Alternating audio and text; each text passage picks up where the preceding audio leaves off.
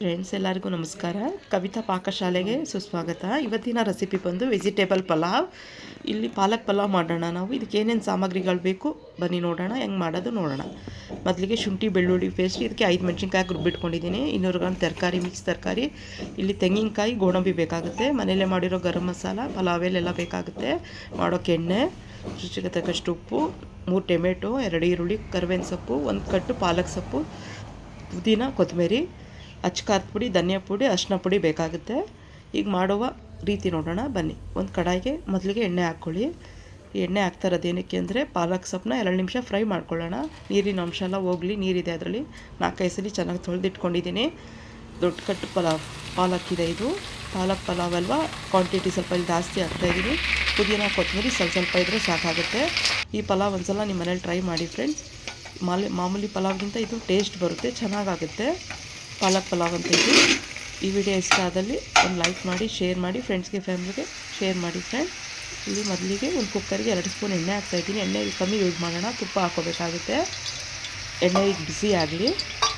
ಬಿಸಿ ಆಗಿದ ತಕ್ಷಣ ಈರುಳ್ಳಿ ಹಾಕೋಣ. ಎಣ್ಣೆ ಬಿಸಿ ಆಯಿತು. ಕರಿಬೇವಿನ ಸೊಪ್ಪು ಹಾಕೋಣ. ಕರಿಬೇವಿನ ಸೊಪ್ಪು, ಈರುಳ್ಳಿ ಹಾಕಿ ಫ್ರೈ ಮಾಡ್ಕೊಳ್ಳಿ 2 ನಿಮಿಷ.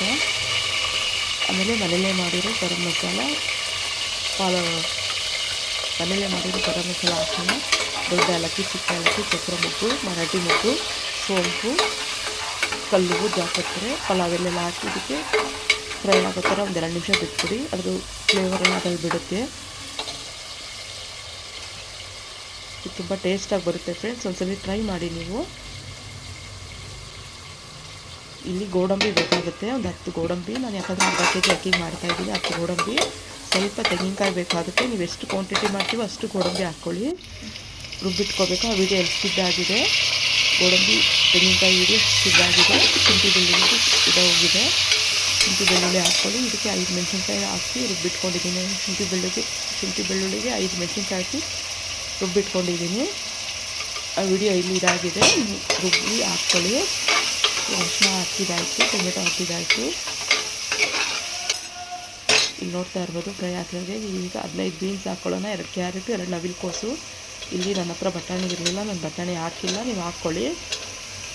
ಒಂದು 3-4 ನಿಮಿಷ ಈಗ ಫ್ರೈ ಆಗಲಿ ಎಣ್ಣೆಲೆ. ಈಗ ಬಿಟ್ಬಿಡಿ. ಈಗ ನಾವು ಫ್ರೈ ಮಾಡ್ಕೊಂಡಿರೋ ಸೊಪ್ಪೆಲ್ಲ ಗ್ರೈಂಡ್ ಮಾಡ್ಕೊಂಬರೋಣ. ಪಾಲಕ್ ಸೊಪ್ಪು, ಪುದೀನ, ಕೊತ್ತಂಬರಿ ಇದನ್ನ ಗ್ರೈಂಡ್ ಮಾಡ್ಕೊಂಬರೋಣ. ಈಗ ಫ್ರೈ ಆಗೋದು ಬಿಟ್ಬಿಡಿ. ಈ ಪಲಾವ್ ಮಾತ್ರ ತುಂಬ ಟೇಸ್ಟ್ ಆಗುತ್ತೆ ಫ್ರೆಂಡ್ಸ್. ನಮ್ಮ ಮನೇಲಿ ಎಲ್ಲರಿಗೂ ಇಷ್ಟ. ನೀವು ಒಂದ್ಸಲ ಟ್ರೈ ಮಾಡಿ. ನಮ್ಮ ಮನೇಲಿ ಎಲ್ಲರೂ ಇಷ್ಟಪಡ್ತಾರೆ. ನಿಮ್ಮ ಅನಿಸಿಕೆ ಅಭಿಪ್ರಾಯನ ಕಮೆಂಟ್ ಮಾಡ್ತಾ ತಿಳಿಸಿ. ಈಗ ನಾವಿಲ್ಲಿಗೆ ಧನಿಯಾ ಪುಡಿ ಹಾಕ್ತಾಯಿದ್ದೀನಿ.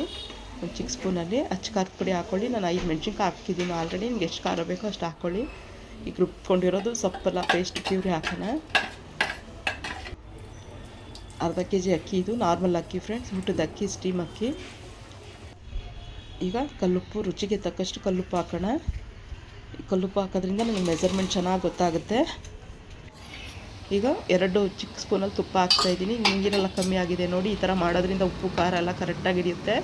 ಸಿಹಿಯೆಲ್ಲ ಚೆನ್ನಾಗಿ ಟೇಸ್ಟು ಬರುತ್ತೆ. 2 ಸ್ಪೂನ್ ತುಪ್ಪ ಹಾಕ್ಬಿಡಿ. 2 ವಿಸಿಲ್ ಬರಲಿ ಇವಾಗ.